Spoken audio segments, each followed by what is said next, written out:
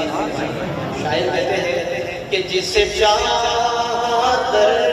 پہ بلا لیا، جسے چاہا اپنا بنا لیا،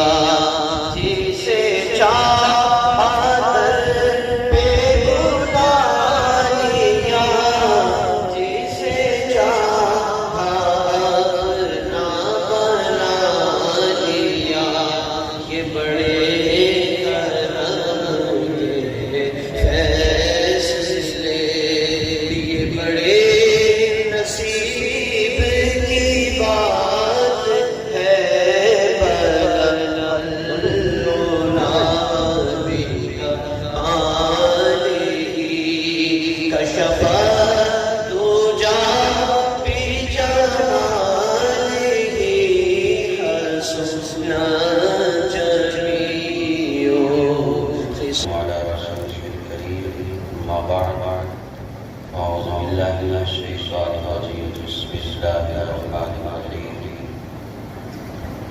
ورفعنا لك ذكرك صدق الله مولانا العظيم وبلغنا رسوله النبي الكريم الأمين الصلاة والسلام عليك يا رسول الله وعلى آلك وأصحابك يا حبيب الله کہ محمد سے وفات ہونے تو ہم تیرے ہیں، کہ محمد سے وفات ہونے تو ہم تیرے ہیں، یہ جہاں چیز ہے کیا لوح و قلم تیرے ہیں۔ حمد و صلات کے بعد الحمدللہ آج کی عظیم الشان سالانہ محفل بسلسلہ یوم تحفظ عقیدہ ختم نبوت 7 ستمبر 1974 کی یاد میں 5ویں سالانہ یہ محفل منعقد کی گئی ہے، جس کا عنوان الفاظ سے ہی آپ کو معلوم ہو رہا ہے کہ آج کی اس محفل کا عنوان کیا ہے اور کس سلسلے میں یہ محفل منعقد ہے۔ اور آج ہماری خوش نصیبی ہے کہ جس شخصیت نے، جس ہستی نے 7 ستمبر 1974 کی تاریخ کو قیامت تک آنے والی نسلوں کے لیے تاریخ ساز دن بنایا ہے، قائد ملت اسلامیہ امام اہل سنت الشاہ احمد نورانی صدیقی رحمت اللہ تعالی علیہ کی وہ کاوش، وہ محنت، وہ ان کی جد و جہد جو انہوں نے رسول اللہ کی عظمت اور آپ کی ختم نبوت کے تحفظ کے اندر جو کردار سر انجام دیا ہے، قیامت تک اس کو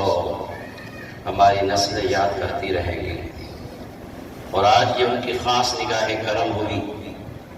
کہ ان کے مرید خاص محقق اہل سنت، سرمایہ اہل سنت حضرت علامہ مولانا مفتی محمد اسماعیل حسین نورانی صاحب دامت برکاتہ العالیہ کراچی سے ہمارے درمیان تشریف فرما ہوئے ہیں۔ میں انتظامیہ کی طرف سے، دوست احباب کی طرف سے آپ کو بہت ہی ممنون و مشکور ہوں، آپ کا شکریہ ادا کرتا ہوں۔ حضرت ہر ماہ تشریف لاتے ہیں لطیف آباد میں، درس حدیث ہوتی ہے اور بڑی علمی اور روحانی گفتگو فرماتے ہیں۔ انشاءاللہ بھی آپ سنیں گے تو ایمان تازہ ہوگا۔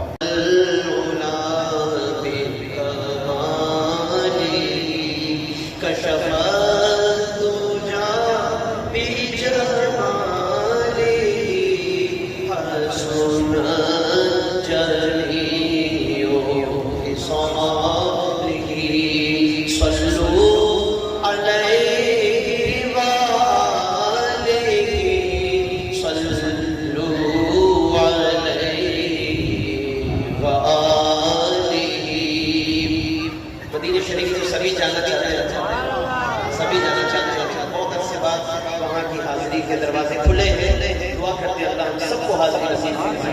شاعر کہتے ہیں کہ جسے چادر پہ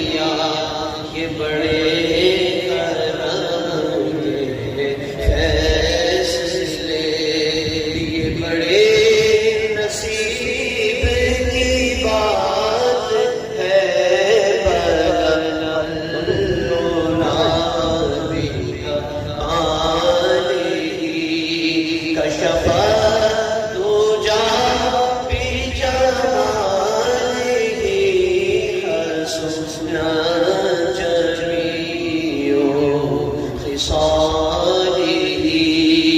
صلوا عليه وآله صلوا عليه وآله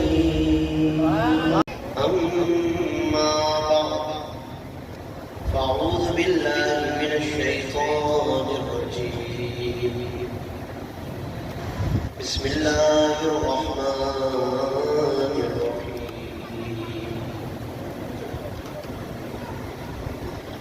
ما كان محمد أبا أحد من رجالكم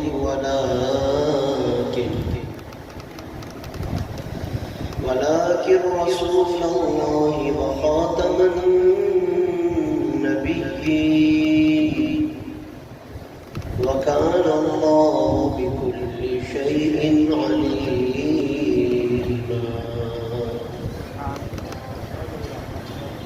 آمنت بالله صدق الله مولانا العظيم وبلغنا رسوله النبي الكريم الأمين إن الله وملائكته يصلون على النبي يا أيها الذين آمنوا صلوا عليه وسلموا تسليما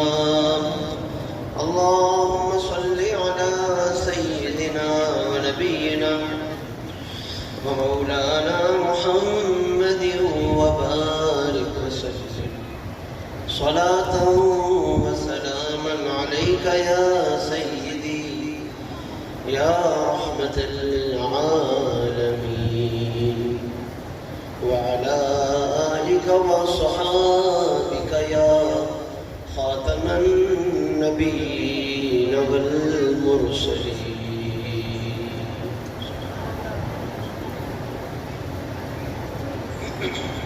حمد و صلات کے بعد محترم مکرم امام و خطیب مسجد حاضہ حضرت علامہ مولانا قبلہ عبد الرحمن سعیدی صاحب مدد اللہ العلی و دیگر معزز و مکرم علماء کرام مہمان عزیز وقار اور حاضرین محترم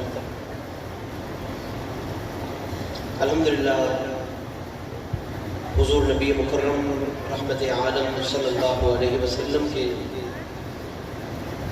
مقام ختم نبوت کے حوالے سے یہ بابرکت اور پر نور محفل سالانہ محفل سجی ہوئی اور مجھے پہلی مرتبہ اس محفل میں اور اس علاقے میں حاضر ہونے کا شرف حاصل ہو رہا ہے اللہ رب کریم تمام منتظمین کے انتظام کو معاونین کے تعاون کو اور علماء کرام کی تشریف آوری کو اور ہم سب کی حاضری کو اپنی بارگاہ میں قبول و منظور فرمائے جیسا کہ ابھی آپ سماعت فرما رہے تھے کہ آج کی یہ محفل خاص طور پر 7 ستمبر یوم دفاع ختم نبوت کی یاد میں اور ہمارے اکابرین اور قائدین کے بارگاہ میں شکرانہ اور اعتراف پیش کرنے کے لیے سجائی گئی ہے کہ جنہوں نے تحریک ختم نبوت میں انتہائی تاریخی کردار ادا کیا بالخصوص حضرت قائد اہل سنت امام انقلاب حافظ قاری امام الشاہ احمد نورانی صدیقی رحمۃ اللہ تعالی علیہ کہ جن کی قیادت میں کئی علماء نے اور اہل ایمان نے اس ملک میں اور ملک سے باہر بھی ہر طرح سے ختم نبوت کے لیے اور اس کے تحفظ کے لیے کردار ادا کیا، اور یقیناً یہ ہم سب کا بنیادی فرض ہے کہ ہم آنے والی نسلوں میں بزرگوں کی اس امانت کو تسلسل کے ساتھ منتقل کرتے رہے اور انہیں اپنے بزرگوں کا تعارف کراتے رہے، پہچان کروائیں، انہیں بتائیں کہ عقیدہ ختم نبوت کیا ہے، اس کی اہمیت کیوں اتنی زیادہ ہے، کیوں بار بار اس پر بات کی جاتی ہے، اور اس کے سلسلے میں ہمارے علماء نے 1953 میں 1974 میں کیا کردار ادا کیا، کیسے کیسے قربانیاں دی۔ اگر آج ہم نے اپنی نسلوں میں، اپنی اولادوں میں یہ تاریخ اور یہ امانت منتقل نہ کی، یقیناً ہم اپنی نسلوں کے مجرم ٹھہریں گے، اور جب ان کے خدا نخواستہ عقیدے کو خطرہ لاحق ہوگا یا وہ فتنہ کسی کے قریب آن پہنچے گا تو اس وقت پھر ہم اللہ کی بارگاہ میں ضرور جواب دہ ہوں گے کہ ہم نے اس فتنے سے بچانے کے لیے، اپنی اولادوں کو بچانے کے لیے، اپنے لوگوں کو بچانے کے لیے ہم نے کیا کردار ادا کیا۔ کیونکہ جن بزرگوں کی ہم بات کر رہے ہیں انہوں نے تو اپنا کام پوری ذمہ داری کے ساتھ، پوری دیانت کے ساتھ ادا کیا۔ یہ الگ بات ہے کہ پورا میڈیا اس حوالے سے خاموشی اختیار کرتا ہے، مجرمانہ خاموشی اختیار کرتا ہے۔ سیاسی جو جماعتیں ہیں جو پورے ملک کی سیاست کی بات کرتی ہیں، تو وہ بھی اس موضوع پر اور اس موقع پر اور اس ایشو پر اس انداز سے وہ خاموشی اختیار کرتی ہیں کہ جیسے ان کا دین و ایمان سے اور رسول اللہ کی عزت و ناموس سے ان کا کوئی تعلق نہیں ہے، اور وہ بالکل خاموش رہتے ہیں، چھپانے کی کوشش کرتے ہیں۔ بلکہ گزشتہ سال میں نے 7 ستمبر کے موقع پر یہ بھی ایک پیغام میں تحریر کیا تھا، وہ جملے مجھے کچھ یاد آ گئے کہ عام طور پر کوئی بھی سیاسی پارٹی یا سیاسی تنظیم کوشش کرتی ہے کہ کوئی بھی کارنامہ اس کے کھاتے میں ڈالا جائے اور اس کے نام سے وہ کارنامہ بیان کیا جائے، یعنی کچھ کام نہ بھی کیا ہو تو خواہش یہی ہوتی ہے کہ وہ کارنامہ ہمارے کھاتے میں گنوایا جائے اور ہر ایک اپنا نام بتا کر اس کارنامے کا کریڈٹ لینے کی کوشش کرتا ہے۔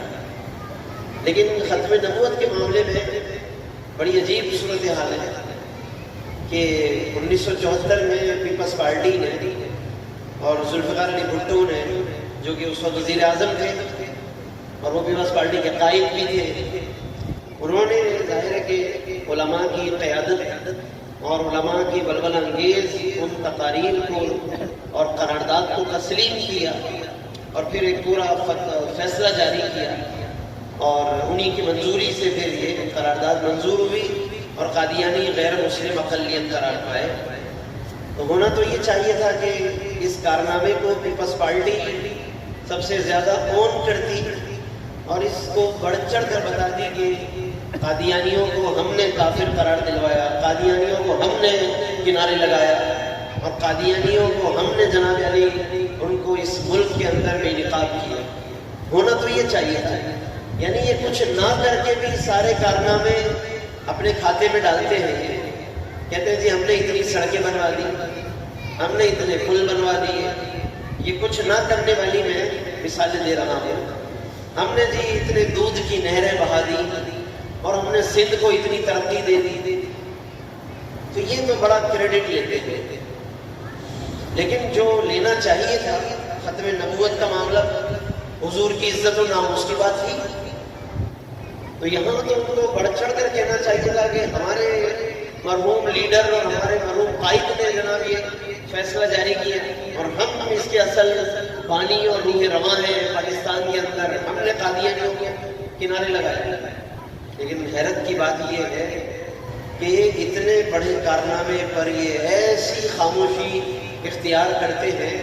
کہ جیسے ان سے کوئی بہت بڑا گناہ ہو گیا. 7 ستمبر 1974 میں جیسے پیپلز پارٹی سے یہ کوئی بہت بڑا گناہ ہو گیا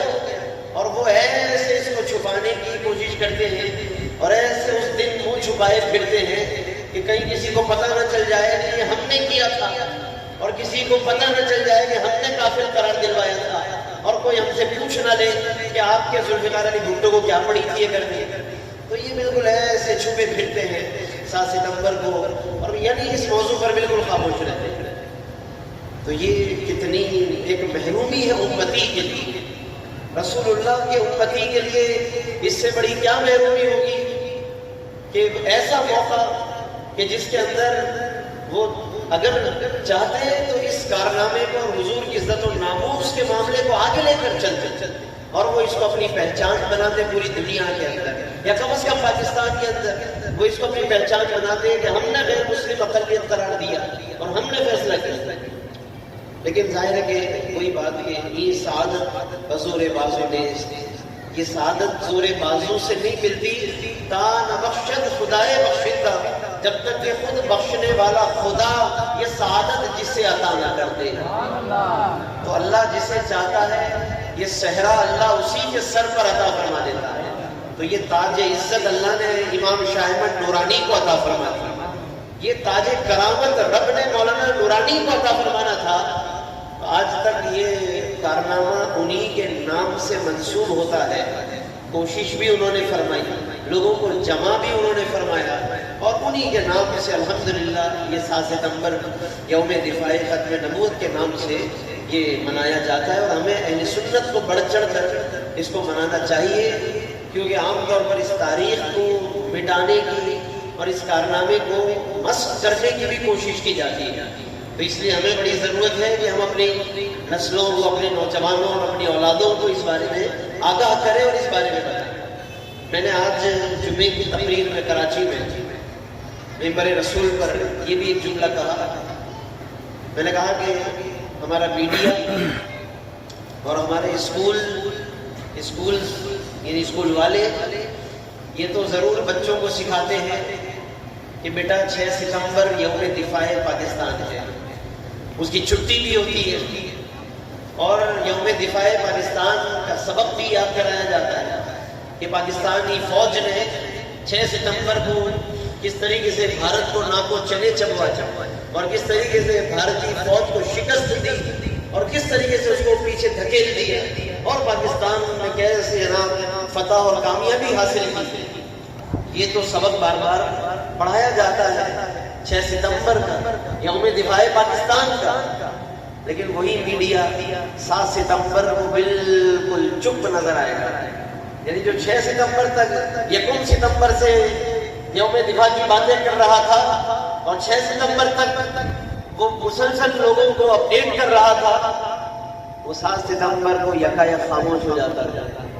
7 ستمبر کو اچانک چپ لگ جاتی ہے اور اسکول والے بھی نہیں بتاتے بچوں کو کہ بیٹا 6 ستمبر کو آپ کی چھٹی ہے کیونکہ یوم دفاع پاکستان ہے اور 7 ستمبر وہ دن ہے کہ جن کے وسیلے سے تمہیں پاکستان اللہ نے عطا فرمایا. یہ نہیں بتاتے, یہ جیسے چھپایا جاتا ہے. تو یہ بڑی محرومی ہے پاکستان کے اندر کہ اتنا بڑا دن اور اتنی عظیم ہستی سے جو دن منسوب ہے, یعنی رسول محترم آقا دو جہاں صلی اللہ علیہ وسلم کی ذات گرامی سے اور ختم نبوت سے, تو اس کو بڑا خاموشی سے گزارنے کی کوشش کی جاتی ہے. تو چلے ٹھیک ہے کہ میڈیا بھی چپ ہے, ٹھیک ہے کہ اسکول والے بھی خاموش ہیں, لیکن ہم بہرحال یہ ہم پر قرض ہے ہمارے بزرگوں کا, ہمارے اسلاف کا قرض ہے. اگر ہم بھی اسی طرح چپ رہے, ہم بھی اسی طرح خاموش رہے اور اپنے بچوں کو ہم نے نہ بتایا, اپنے نوجوانوں کو ہم نے آگاہ نہ کیا, اپنی اولاد کو ہم نے آگاہ نہ کیا ان کے ناموں سے, تو یقیناً پھر ہم بھی اسی صف میں خدا نخواستہ شامل ہو جائیں گے کہ جو مجرمانہ چپ رہتے ہیں, خدا نخواستہ ہم بھی انہی میں شامل ہو جائیں گے. تو اس لیے میں سمجھتا ہوں کہ مبارکباد کے مستحق ہیں مسجد انتظامیہ کے لوگ اور قبلہ امام صاحب کہ جن کی سرپرستی میں اور خود بھی حضرت ماشاءاللہ صاحب علم ہے، صاحب مسند تدریس ہے، اور ایک بہترین طریقے سے ان تمام اجتماعات کو بیداری کے مقصد سے لے کر چل رہے ہیں. تو یہ قابل مبارکباد ہے یہ آپ تمام لوگ کہ جو اس علاقے کے اندر اس کوشش کو کامیاب بناتے ہیں اور اس سوچ کو بیدار کر رہے ہیں، اور اس کی بڑی ضرورت ہے. یعنی یہ ایک دو مرتبہ سے کام نہیں چلے گا، بلکہ اور بھی دیگر مسجدوں کو ایک تسلسل کے ساتھ اس کا حصہ بن کر اس کو پورے ایک سسٹم کے ساتھ لے کر اور دیگر علاقوں میں اس کو پھیلا کر ہمیں چلنے کی ضرورت ہے. کیونکہ آپ دیکھیے کہ قادیانی اور جو بھی مرزا غلام قادیانی کے حمایتی ہیں یا جو دیگر ملحد اور لبرل قسم کے لوگ ہیں، بے دین قسم کے لوگ ہیں جو ہمارے دل و دماغ سے ایمان کو چھیننا چاہتے ہیں، وہ کس طریقے سے پورے منظم ہو کر اور سال میں ایک مرتبہ یا دو مرتبہ یا تین مرتبہ نہیں بلکہ وقتاً فوقتاً وہ اپنی جو بھی ان کی سوچ ہے یا ان کی ناپاک فکر ہے وہ اس کو مختلف طریقوں سے لوگوں میں پھیلانے کی کوشش کرتے ہیں. یہ ابھی جو سیلاب کا معاملہ ہے مختلف سندھ کے اندرونی علاقوں میں بھی اور پنجاب میں بھی بلوچستان میں بھی، تو جہاں پر بہت سے لوگ امداد کر رہے ہیں، امدادی کارنامے انجام دیے جا رہے ہیں، تو اس معاملے میں اور ایسے مواقع پر خاص طور پر ایسے مواقع پر مشکل کی جو گھڑیاں ہوتی ہیں ان میں خاص طور پر قادیانی بڑا کھیل کھیلتے ہیں. وہ لوگوں کی غربت سے فائدہ اٹھا کر اور لوگوں کی بھوک و پیاس سے فائدہ اٹھا کر وہ وہاں پر راشن لے کر اور اپنا راشن کے اندر لٹریچر اپنا لے کر، اپنی کتابیں اور اپنے رسالے لے کر پھر وہ لوگوں کی غربت کا فائدہ اٹھا کر ان کو قادیانی بنانے کی کوشش کرتے ہیں. ان کو قادیانیوں میں رشتے کی بات کر کے ان کو اپنے رشتوں سے جوڑ کر وہ پورا کا پورا قادیانی بنانے کی کوششیں کرتے ہیں. یہ جو اس وقت سیلاب کا معاملہ آیا ہوا ہے اس کا ایک پہلو تو ہم اور آپ دیکھ رہے ہیں کہ لوگوں میں غربت آ گئی، بھوک و افلاس آ گیا اور جناب لوگ مر گئے اور مر رہے ہیں. لیکن یاد رکھیے گا کہ دوسرا پہلو اس کا بڑا خطرناک ہے اور وہ اس وقت اپنا قادیانی کھیل کھیل رہے ہیں. اور علامہ شاہ احمد نورانی رحمۃ اللہ علیہ کی فکر کو سلام عقیدت پیش کرتے ہیں کہ ہر ایسے موقع پر حضرت قائد اہل سنت رحمۃ اللہ علیہ اپنی تقریر کے اندر یا پریس کانفرنس کر کے فوری طور پر امت کو اور قوم کو اس طرح کی ایکٹیویٹیز سے وہ خبردار کیا کرتے ہیں. یہ اکثر ہم نے دیکھا علامہ نورانی جو ہے فوراً،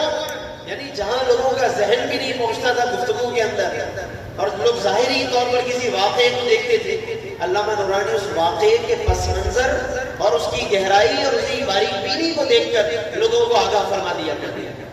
جیسے ایک والد ہوتا ہے جو اپنی اولاد کو آنے والے خطرے سے آگاہ کرتا ہے، بالکل ایسے ایک شفیق باپ کی طرح، ایک شفیق والد کی طرح علامہ نورانی نے سب کے سروں پہ دست شفقت بھی رکھا اور ان کو آنے والے خطروں سے آگاہ بھی فرمایا. جب جنرل پرویز مشرف کی حکومت آئی اور پرویز مشرف نے اس وقت برسر اقتدار آ کر موجودہ جو بھی اس وقت حکومت تھی نواز شریف کی اس کو ختم کر دیا اور پورے ملک کے اندر جو ہے وہ آئین معطل ہو گیا، آئین معطل ہو گیا اور فوجی حکومت آ گئی. تو اس وقت حضرت قبلہ قائد اہل سنت علامہ نورانی رحمۃ اللہ علیہ ملک سے باہر تھے، دورے پر تھے. تو یہاں پر ظاہر ہے کہ سب اپنے اپنے طور پر سیاسی تبصرے کر رہے تھے حالات پر اور مذہبی تبصرے بھی آ رہے تھے، تو دیگر سیکولر قسم کے لوگ بھی اپنے اپنے تبصرے کر رہے تھے. آئین معطل ہو گیا اور اس پر بھی باتیں ہو رہی تھی، ٹی وی پر ٹاک شوز ہو رہے تھے. صحافیوں کو جیسے انتظار تھا کہ علامہ شاہ احمد نورانی اتنی بڑی شخصیت ان حالات میں ملک میں موجود نہیں ہے تو ان کا بیان ہونا بھی بڑا ضروری ہے کہ دیکھیں کہ علامہ نورانی ان حالات کو کس نظر سے دیکھتے ہیں. تو جیسے ہی حضرت قبلہ علامہ شاہ احمد نورانی رحمۃ اللہ علیہ کے آنے کا ہوا، جس تاریخ کو جس دن اس واقعے کے کچھ عرصے کے بعد، تو کراچی کے ایئرپورٹ پر جب علامہ نورانی تشریف لائے تو تقریباً اخباروں کے صحافی اور جو بھی میڈیا تھا اس وقت کا، تو اس کے صحافی نامی گرامی لوگ ایئرپورٹ پر پہنچے ہوئے کیونکہ علامہ نورانی کا بیان لینا بہت ضروری تھا. تو صحافیوں نے جیسے گھیر لیا کہ مولانا اس وقت جو حالات ہیں تو آپ اس تناظر میں کیا فرمائیں.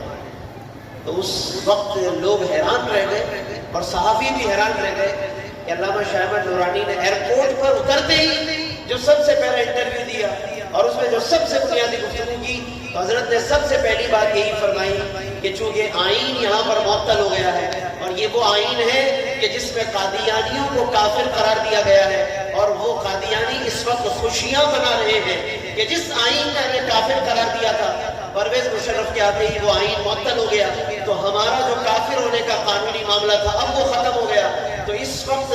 قادیانی پاکستان میں اور باہر کی دنیا میں بغلیں بجا رہے ہیں اور خوش ہو رہے ہیں۔ علامہ نورانی نے فوراً ایئرپورٹ پر ہی یہ بات کر کے فرمایا کہ میں پاکستان کی محب وطن فوج کو پیغام دینا چاہتا ہوں کہ وہ کچھ اور کرے نہ کرے، سب سے پہلے 1973 کے آئین کو بحال کرے، تاکہ وہ جو اتنا بڑا ہمارے بزرگوں نے قربانیاں دی ہیں اور اس کے اندر قادیانیوں کو کافر قرار دیا گیا، وہ ہمارے بزرگوں کی قربانیاں ضائع نہ ہوں، رائگاں نہ جائیں۔ اور اس وقت مسلم امت کے اندر ایک یوں سمجھ لیجئے کہ عظیم قسم کی ایک کیفیت پیدا ہو رہی ہے، قادیانیوں کی طرف سے مسلم امت کے اندر اشتعال پیدا کیا جا رہا ہے، تو کسی قسم کی ملک جو ہے مزید کسی اور بدمزگی کا متحمل نہیں ہو سکتا۔ اور یوں کہہ کر ایک بڑا زبردست حضرت قبلہ قائد سنت نے فوج کو بھی پیغام دے دیا، میڈیا کو بھی اصل پیغام دے دیا، صحافیوں کو بھی اصل راستے پہ لگا دیا۔ اور جب حضرت نے یہ بات کر دی تو پھر سارے لوگ بولنا شروع ہو گئے، ہاں جی بڑا ضروری ہے، قادیانیوں کو لگام ڈالنا بڑا ضروری ہے، ہاں جی اس وقت بڑا ضروری ہے، قادیانی اس میں بڑے شور مچا رہے ہیں۔ یعنی علامہ نورانی ابھی تک جب تک آئے نہ تھے تو تب جناب اس وقت تک قادیانیوں کے بارے میں جیسے معلوم ہوتا ہے کسی کو ادراک بھی نہیں تھا، اور حضرت تشریف لائے پھر سب کے سب اس موضوع پر بولنے لگے۔ تو حضرت قائد سنت رحمۃ اللہ علیہ کی یہ بڑی اہم خصوصیت تھی کہ جیسے ہی کوئی فتنہ آگے آنے والا ہوتا تھا حضرت رحمۃ اللہ علیہ لوگوں کو اس سے آگاہ فرمایا کرتے تھے۔ آج ہمیں قدم قدم پر بڑی کمی محسوس ہوتی ہے، لیکن بہرحال یہ بڑی غنیمت ہے کہ 7 ستمبر کا یہ دن آتا ہے تو حضرت رحمۃ اللہ علیہ کی یادیں تازہ ہو جاتی ہیں، تو کچھ یادیں بنا لی جاتی ہیں، کچھ پھر سے وہ بات اور پھر ان کی وہ فکر تازہ ہوتی ہے۔ تو یہ ضرورت ہے اس بات کی کہ کس قدر اس وقت ہم مختلف فتنوں میں گھرے ہوئے ہیں، اور چاہے وہ پھر معاملہ انسانیت کا ہو، ہمدردی کا ہو، امداد کا ہو، سیلاب کا ہو، قادیانی کس طریقے سے موقع سے فائدہ اٹھا کر وہ اپنی فکر کو لوگوں میں پہنچانے کی کوشش کرتے ہیں۔ سوشل میڈیا کے ذریعے وہ بڑے ایکٹیو ہیں، ٹی وی پر وہ بڑے ایکٹیو ہیں، حکومتی صفوں میں بڑے ایکٹیو ہیں، اور دیگر ذرائع سے وہ لوگوں کے اندر اپنے عقیدے کو اور اپنی تعلیمات کو پہنچا کر وہ لوگوں کو قادیانی بنانا چاہتے ہیں۔ تو یہ بات یاد رکھیے گا کہ آج ہمیں اس کی پہلے سے بھی کہیں زیادہ ضرورت ہے۔ شروع میں قرآن مجید کی ایک آیت مبارکہ آپ حضرات کے سامنے تلاوت کی گئی۔ ویسے تو قرآن مجید کی کئی آیتیں ہیں اور اس پر گفتگو کریں تو وہ گفتگو کبھی ختم نہیں ہوگی۔ اللہ نے اپنے نبی کو وہ مقام اور وہ شان عطا فرمائی، لیکن ظاہر ہے کہ ساری آیتیں تو نہیں پڑھ سکتے، لیکن حصول برکت کے لیے کوئی نہ کوئی آیت پڑھی جاتی ہے۔ تو ایک مشہور و معروف آیت جو ختم نبوت پر سب سے مشہور آیت ہے، سورۃ الاحزاب کی آیت نمبر 40 ہے، 22واں پارہ سورۃ الاحزاب آیت نمبر 40۔ اللہ رب العالمین نے اس آیت مبارکہ کے اندر اپنے نبی مکرم رحمۃ للعالمین صلی اللہ علیہ وسلم کی شان ختم نبوت بھی بیان فرمائی اور حضور کا سب سے اہم لقب بھی بیان فرما دیا۔ ارشاد فرمایا وَلَٰكِن رسول اللہ، کہ یہ محمد صلی اللہ علیہ وسلم اللہ کے رسول ہیں، وخاتم النبیین، اور تمام نبیوں میں سب سے آخری نبی ہے۔ تو یہ اتنا واضح لفظ اللہ نے ذکر فرما دیا کہ تاکہ کوئی اس کے مفہوم بیان کرنے میں اپنی منمانی نہ کر سکے، اپنی مرضی نہ چلا سکے، اللہ نے واضح لفظ استعمال فرمایا۔ حالانکہ اللہ چاہتا تو اس موضوع کو اشاروں میں بیان کر دیتا کہ رب کا اشارہ بھی وہ بھی ظاہر ہے کہ رب کا اشارہ کافی ہے،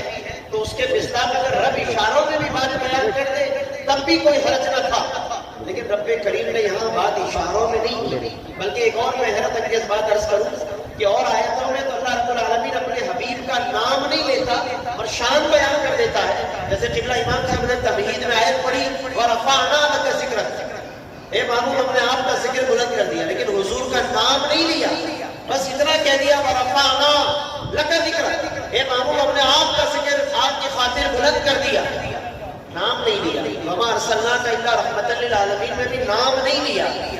وَالضُّحَىٰ وَاللَّيْلِ إِذَا سَجَىٰ میں بھی حضور کے چہرے اور زلفوں کی شان بتائی،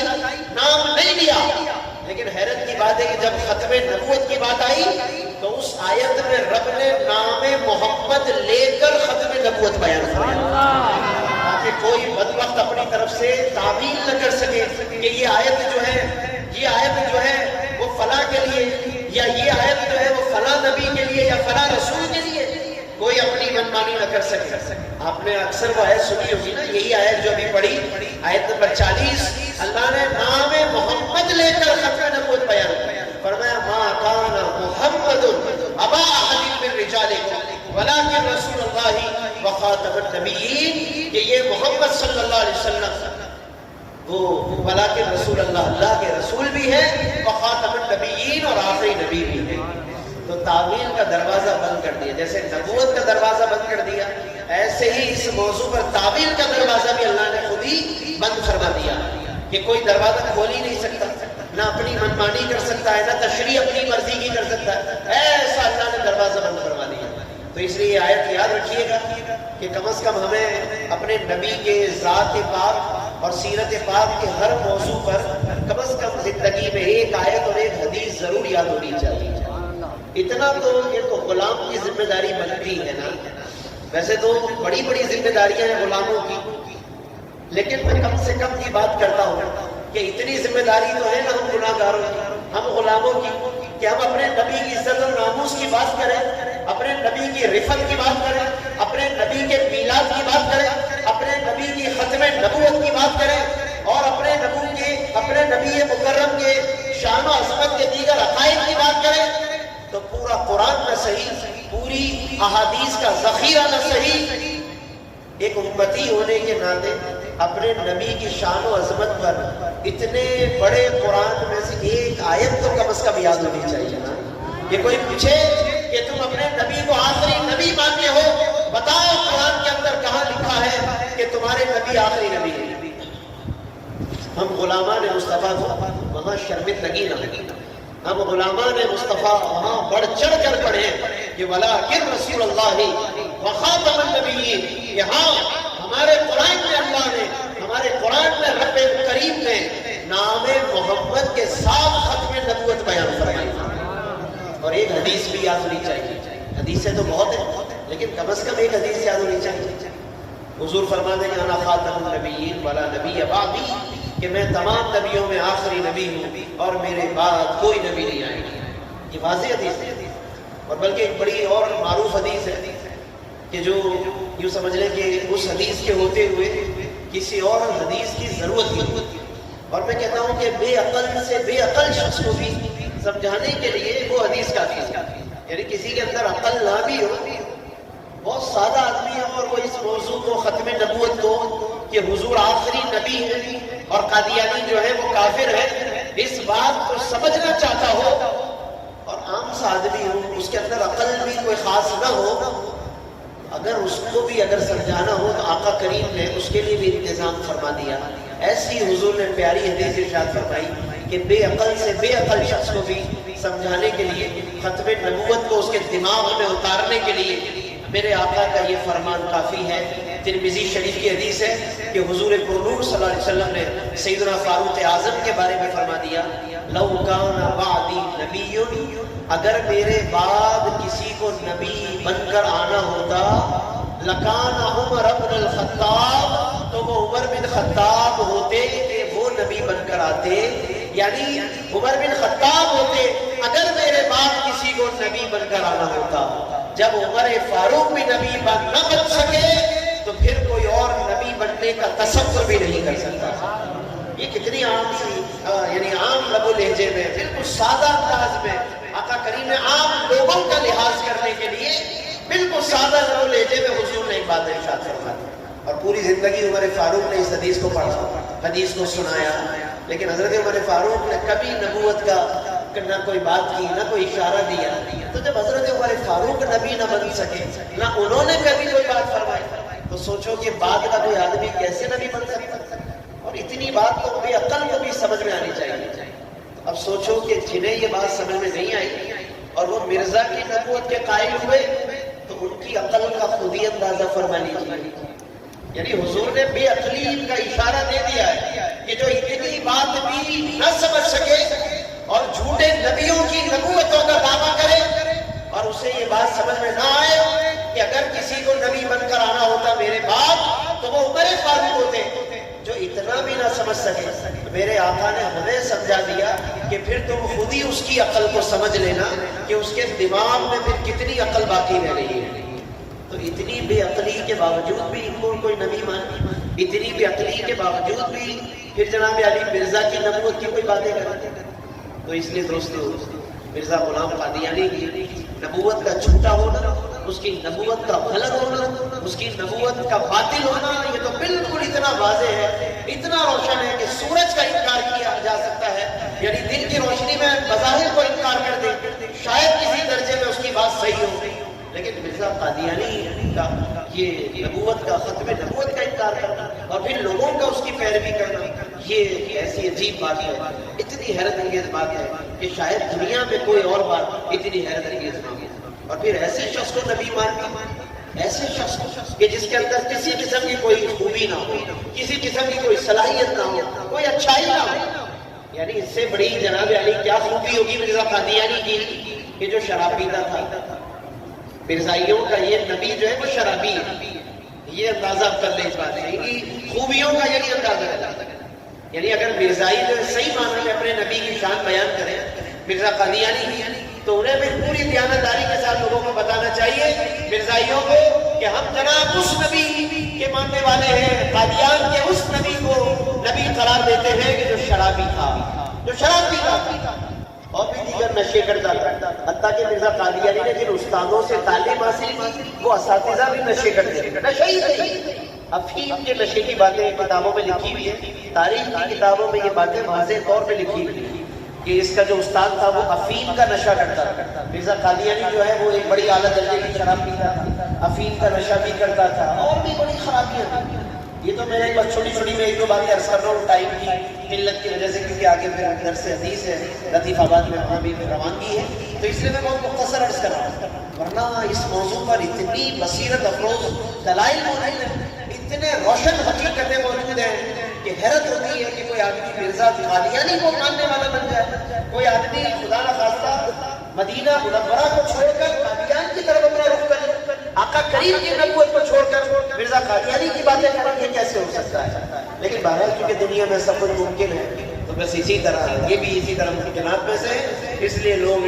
بھٹک جاتے ہیں اور ان کے ایمان کو کوئی خرید لیتا ہے، کوئی چھین لیتا ہے، کوئی امداد کی آڑ میں، کوئی لالچ دے کر، تو اس لیے ہمیں بڑا چوکنا رہنے کی ضرورت ہے۔ مسلمان تو وہ ہے کہ جو کٹ سکتا ہے، مر سکتا ہے، سب کچھ کر سکتا ہے، لیکن خدا کی قسم اپنے ایمان کا سودا نہیں کر سکتا۔ علامہ نورانی کے ان لفظوں کو ذرا یاد کرو کہ جو 1974 کے اندر جب علامہ شاہ احمد نورانی جب وہ قرارداد لانے والے تھے اور راتوں رات قادیانیوں نے علامہ نورانی سے خفیہ طور پر ملاقات کرنے کی کوشش کی اور اس ملاقات کے اندر لالچ اور پیسوں کا لالچ دینے کی کوشش کی، اور پیسے بھی معمولی پیسے نہیں تھے، کم پیسے نہیں تھے، 50 لاکھ کی رقم تھی 1974 کے اندر، 50 لاکھ روپے۔ آپ سوچیں اس وقت پیسوں کی ویلیو، آج تو خیر بہت ویلیو گر گئی ہے، لیکن اب بھی خیر 50 لاکھ بہت بڑی رقم ہے آج کے اس دور میں، لیکن سوچیں نا پھر 1974 میں 50 لاکھ کا کیا عالم ہوگا۔ علامہ شاہ احمد نورانی کو باقاعدہ قادیانیوں نے راتوں رات ایک دعوت میں حضرت تشریف فرما تھے تو صاحب خانہ سے اجازت لے کر کچھ قادیانی اندر ملنے آئے، حضرت کو معلوم نہیں تھا، آ کر وہ بیٹھے، انہوں نے بتایا کہ ہم اس طرح سے آئے ملنے، تو حضرت کو معلوم ہوا کہ قادیانی ملنے آئے ہیں۔ حضرت بڑے اس پر غصہ ہوئے کہ ان کو آنے کیسے دیا جائے، ہر بات ہوئی، انہوں نے کہا کہ ہم اس طرح سے کچھ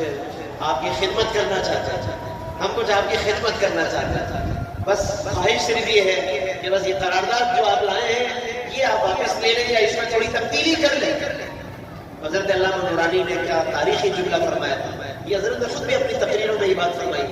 حضرت نے بتایا، فرمایا کہ جب انہوں نے اس طرح پیسوں کی لالچ پیش کی، پیسے پیش کی، حضرت نے فرمایا کہ تم لوگوں نے مجھے خریدنے میں بہت دیر کر دی، بہت پہلے میرا سودا تو بازار مصطفیٰ میں ہو چکا ہے، سودا تو دربار مصطفیٰ میں ہو چکا ہے، تم لوگوں نے آنے میں دیر کر دی۔ اب فرمایا کہ دنیا کی کوئی طاقت میری اور مسلمانوں کی قیمت نہیں لگا سکتی، ہم تو دربار مصطفیٰ میں اپنا سودا اپنے آپ کو بیچ چکے ہیں اور اپنے آپ کو فروخت کر چکے ہیں۔ میرے دوستو، یہ ہے وہ دور کہ آج ہم دیکھ رہے ہیں نا یہ فتنے اسی طرح لالچ بھی دے کر دیتے ہیں اور ایمان خریدتے ہیں، تو یہاں پر بھی ہمارے بزرگوں کی تعلیم ہماری حفاظت کرتی ہے۔ علامہ نورانی یوں سمجھ لیجئے کہ وہ ہمارے ایمان اور ہمارے عقیدے کے محافظ۔ تو دوستو قرآن مجید کو پڑھیے، کم از کم ایک آیت یا چند آیتیں ضرور یاد رکھا کیجیے، احادیث مبارکہ یاد رکھیے، اور پھر ختم نبوت تو وہ موضوع ہے کہ انسان تو انسان ہے، اللہ نے تو جانوروں کے ذریعے بھی ختم نبوت کی حفاظت کروائی ہے، جانوروں کے ذریعے۔ میں آپ کو مختصراً عرض کر دیتا ہوں، معجم صغیر امام طبرانی کے اندر یہ حدیث موجود ہے۔ حضور کا معجزہ ہے کہ حضور علیہ السلام مسجد نبوی میں تشریف فرما تھے، ایک اعرابی دیہاتی وہ کوئی جانور چھوٹا کوئی پرندہ شکار کر کے اپنی بغل میں دبائے ہوئے وہاں سے گزر رہا تھا، تو اسے معلوم تھا کہ یہاں کسی نے کچھ نبوت کا اعلان کیا ہے، دعویٰ کیا ہے، تو وہ شخص اندر آیا مسجد نبوی میں اور لوگوں سے پوچھنے لگا کہ تمہارا نبی کون ہے؟ تو لوگوں نے اشارہ کر دیا حضور علیہ السلام کی طرف۔ وہ عربی حضور کے پاس آیا اور آ کر پھر حضور سے بات کرنے لگا اور کہا کہ میں نے سنا ہے کہ آپ نبی ہونے کا دعویٰ کرتے ہیں۔ حضور نے فرمایا کہ ہاں مجھے اللہ نے نبی بنا۔ کہا کہ کیا دلیل ہے آپ کے پاس؟ کہا کیا دلیل ہے؟ حضور نے فرمایا کہ میں بتاؤں کہ میں نبی ہوں یا جس جانور کو تم شکار کر کے لائے ہو اس سے کہلواؤں کہ میں نبی بن کر آیا؟ اس نے کہا کہ اور اس سے اچھی کیا بات ہوگی، اگر یہ اقرار کر لے جس کو میں شکار کر کے آیا ہوں وہ اگر بولنے لگ جائے تو اس سے بڑی کیا دلیل ہے؟ چنانچہ اس نے وہ جو بھی پرندہ تھا وہ نیچے رکھ لیا، پھر حضور نے نگاہ فرمائی تو اس میں حرکت پیدا ہوا، اور پھر حضور نے اس سے جو گفتگو کی وہ جو حدیث و مذکور ہے معجم صغیر کے اندر، تو حضور نے فرمایا کہ بتاؤ کہ زمین و آسمان میں کس کی عبادت کی جاتی ہے؟ اب وہ جانور بولنے لگا، قوت گویائی مل گئی، نگاہ مصطفیٰ اور اللہ کی قدرت، وہ جانور بولنے لگا کہ زمین و آسمان میں اللہ ہی کی عبادت کی جاتی ہے۔ پھر حضور نے فرمایا بتاؤ میں کون ہوں؟ کیا فرمایا؟ میں کون ہوں؟ تو وہ جانور کہنے لگا، سب صحابہ جو موجود تھے وہ سن رہے، وہ عربی منظر دیکھ رہا ہے حیرت سے کہ یہ ہو کیا رہی ہے، کبھی ایسا نہیں دیکھا، کبھی ایسا نہیں سنا۔ اب حضور پوچھ رہے ہیں کہ میں کون ہوں؟ تو وہ جانور کہنے لگا جو حدیث کے اندر الفاظ ہیں، اس نے کہا کہ آپ اللہ کے رسول ہیں اور تمام نبیوں میں سب سے آخری نبی بن گئے۔ یہ ہے جناب ختم نبوت کا عقیدہ۔ اللہ نے ختم نبوت جانوروں سے بھی ظاہر فرمائی۔ اب جو انسان ہونے کا دعویٰ کرے اور ختم نبوت کو نہ مانے، جو کہیں کہ ہم انسان ہیں، بظاہر انسان لگ رہے ہو اور وہ ختم نبوت کے قائل نہ ہو، تو آپ سوچ لیجئے نا پھر وہ کیا ہے، یہ آپ سمجھ سکتے ہیں۔ تو اس لیے ختم نبوت کا عقیدہ اتنا روشن ہے جناب، اتنا واضح ہے کہ اللہ نے ہر طرح سے اس کو واضح فرما دیا، اس کی حقیقت کو آشکار کر دیا اور اس کی حقیقت کو روشن فرما دیا۔ اور سب سے بڑھ کر یہ کہ رسول پاک صلی اللہ علیہ وسلم نے ایک مثال کے ذریعے بھی سمجھایا، ایک محل کی حضور نے مثال دی، فرمایا میری اور مجھ سے پہلے نبیوں کی مثال ایک محل کی طرح ہے، کہ جیسے ایک آدمی نے بہت عالیشان محل بنایا اور لوگ دور دور سے دیکھنے لگے کہ واہ کیا محل بنایا، لیکن ایک اینٹ کی جگہ خالی چھوڑ دی تو لوگ تعجب کرنے لگے کہ یہ جگہ کیوں خالی چھوڑ دی۔ حضور فرماتے ہیں کہ میں ہی وہ ذات ہوں کہ جس کے ذریعے اس محل کو پورا کیا گیا ہے، میں ہی وہ ذات ہوں۔ یعنی تمام نبی جو ہے وہ ایک محل کی طرح، قصر نبوت ہے، یہ نبوت جو ہے وہ ایک محل کی طرح، اور تمام نبی اس محل کو پورا کرنے کے اجزاء ہیں، بس ایک جز خالی تھا، ایک جگہ خالی تھی، اور جب لوگ اس محل کو دیکھ کر اچھا محسوس کرنے لگے اور اس جگہ پر تعجب کرنے لگے، حیرت کرنے لگے کہ یہاں ایک جگہ کیوں خالی ہے، حضور فرماتے ہیں کہ بس اس جگہ کو اللہ نے میرے ذریعے ہی پورا کروایا ہے۔ یعنی اس کا مطلب ہے کہ پورے محل میں کوئی اور جگہ خالی نہیں ہے۔ اور بس اختتام پر میں یہ عرض کروں گا ختم نبوت کے حوالے سے کہ ہر نبی جب بھی دنیا میں تشریف لائے تو انہوں نے اپنے بعد آنے والے نبی کی بشارت دی۔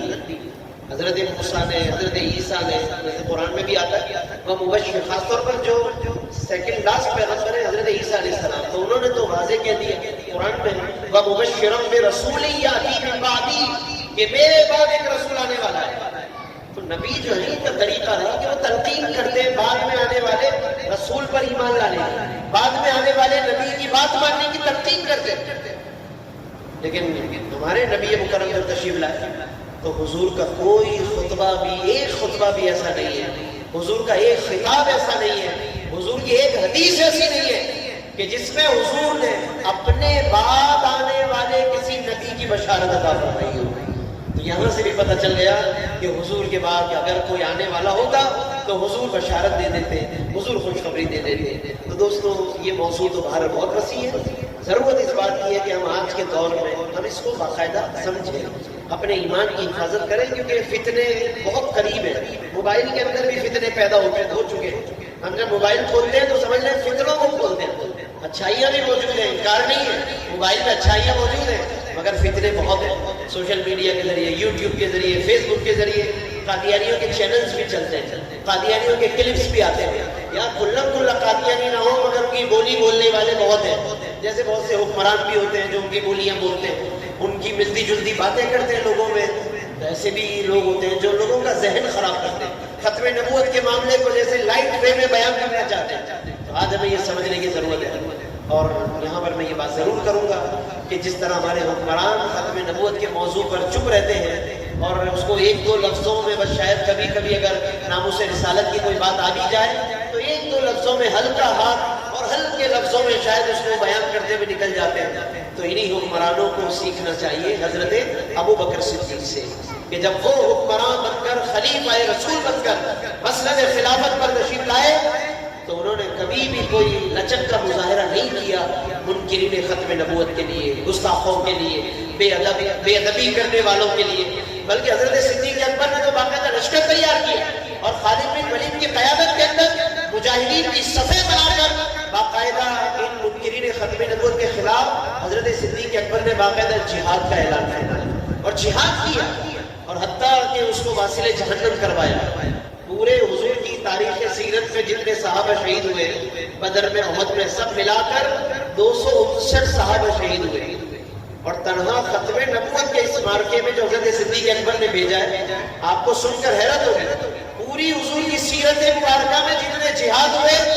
259 صحابہ شہید ہوئے. اور اس ختم نبوت کی تحریک میں جو صدیق اکبر نے برپا کی اس میں 1200 صحابہ شہید ہوئے. کتنا جذبہ ہوگا اس کا مطلب, ختم نبوت کا عقیدہ کتنا اہم تھا ان کے پیش نظر, اس کا اندازہ اسی بات سے کر سکتے ہیں. بس حضرت صدیق اکبر ہی کے اولاد میں علامہ شاہ احمد نورانی ہے جو صدیقی تھے, والد بھی صدیقی تھے, ابو بکر کی اولاد میں سے تھے. علامہ شاہ محمد عبدالعلیم صدیقی, والدہ بھی صدیقیاں تھیں. تو دونوں طرف سے وہ صدیقی فیض آیا.